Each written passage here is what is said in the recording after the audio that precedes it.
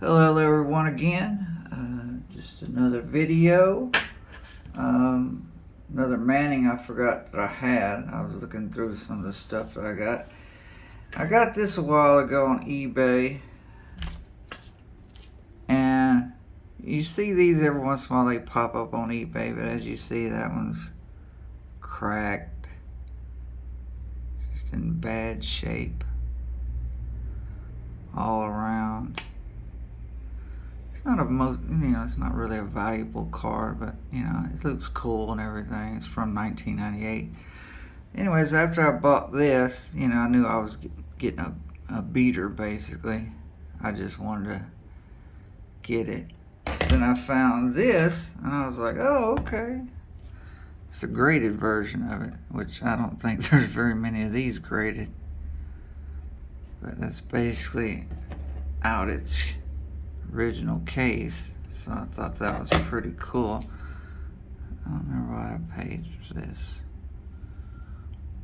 $50, $28, I don't remember. Not something you see every day, especially graded. And these cards out of 1,000. Thought that was pretty cool.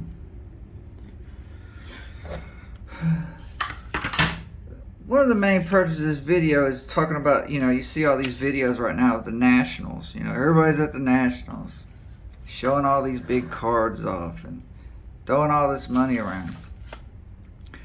If you really look at it, to actually go to one of those type events, you better be prepared to spend a lot of money. For example, just your travel expenses just to get to the show. You gotta look at your airfare, wherever you live. You live in California, you live in Washington, wherever you live. So you're probably gonna spend anywhere from $300 to $500 probably for a round trip ticket, depending on how early you bought it and whatnot. Then you gotta get your hotel, which more than likely you're gonna be spending $100 a day, depending on how close.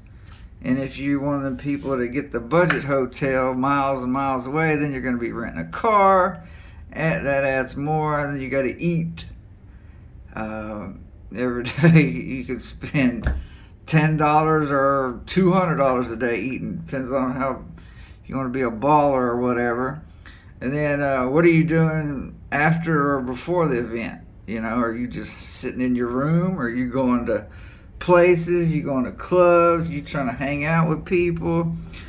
More than likely for a trip like this, if you're going to do like 4 or 5 days of it, I'm estimating you're going to spend $2,000 to $3,000 probably just getting there and getting in a room.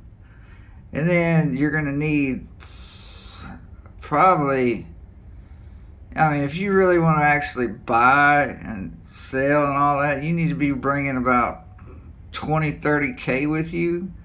And that's just looking for low ball stuff for the most part.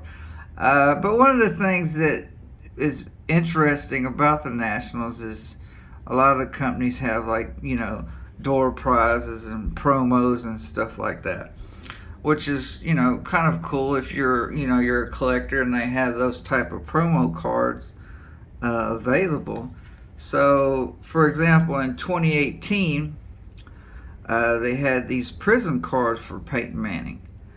And I got this whole set for probably $30. And again, this is after the Nationals, not during, because if you're trying to get these same cards there, you're probably going to be, people are going to be trying to recoup money, so you're probably going to pay more. Anyways, this one's at a $2.99.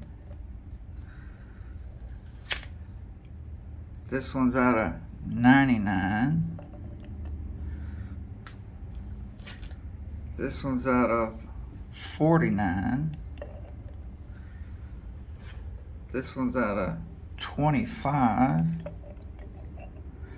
And this one's out of 10. So imagine trying to get this little mini rainbow at the Nationals you know, you're probably going to be spending a lot unless you're just trade baiting it to people, or you get lucky and people just give it away. But I think the best thing to do is really not go to those nationals and bigger type places. True, you can find some good deals here and there, but for the most part, people are trying to make their money. So if you have for example, just say you have $1,000 card, right? And you know there's a consensus this card's worth $1,000. Now to sell that card at a show, nobody's going to pay $1,000 for it, unless it's just something specifically low pop, extremely rare, one of those one-offs where you just can't get it anywhere. Then people might pay, but in general, nobody's going to give you $1,000 for it. They're trying to pull out comps and all that good stuff, and you're lucky if you get $650, $700, and on a good day $800 for that car, because they're going to just turn around and sell it and make themselves $50 to $200 off of it. That's all they're going to do to the right person. They'll probably hold it for a little bit, or if they have buyers lined up looking for specific players and sets and whatnot, you know. But anyways, you're going to end up losing. So to go to these big card shows, yes, you can find deals. I'm not saying you can't do that. But for the most part, it's just a bunch of people showing off a bunch of big cards, you know. How many people are walking around with $100,000 cards every day, and you think you're just going to walk in there and get it for $50,000 or $60,000? They're not going to let it go. You'd be more than likely to find who that person is, where their shop is, and or eBay site or wherever they sell stuff, and contact them directly, because at these shows they're not trying to sell it at those kind of cheap prices. They're trying to get as much as like humanly possible, because they're trying to recoup all these fees that they didn't pay to get to this show. And then you again, you got to set up and all this other expenses, just non-stop expenses. For a lot of them, it's a tax write-off, you know. There's a couple YouTubers who basically state, you know, they write all this stuff off, and that's fine. If you got it like that, or you just that big baller type dude that can just throw money out like that, hey, go for it. But for most part, your average starting collector, you'll never be able to do all that or maintain on none of this stuff. But again, I'm not discouraging for anybody from going to these big shows, but me personally, I wouldn't want to go to any of them. When I travel, when I go up into 11 countries, I usually go away from the resorts, hang out with the locals. I just stay away from all the tourist traps and all that stuff. It just doesn't interest me at all. Anyways, that's it for this video. I just wanted to give my 2 cents on the Nationals and things that you could pick up. Again, I can find all these type of cards on eBay days after the Nationals. You'll probably be able to pick up a lot of these type of cards that you see at these Nationals on eBay after it is over with. That is for this video. Next video I'm going to do one on specifically more of the PSA versus BGS versus SGC type video, and give my 2 cents on those. Anyways, if you have any comments, drop them below, give a like. Have a good day.